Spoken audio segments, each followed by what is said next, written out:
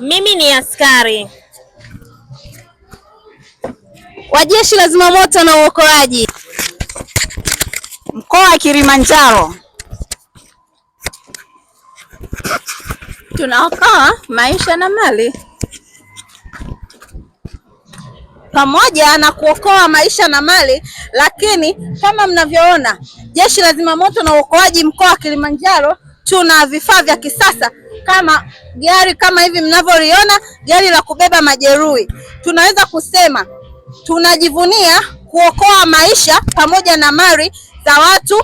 Pia tunaweza kusema kuwa Jeshi la Zimamoto na Uokoaji sio tu kazi, bali ni wito ambao sio kila mtu anaweza kuwa askari wa Jeshi la Zimamoto na Uokoaji, bali ni yule ambaye ameweza kuwa na wito, uwajibikaji pamoja na huruma. Bila huruma huwezi kuwa askari wa Jeshi la Zimamoto na Uokoaji.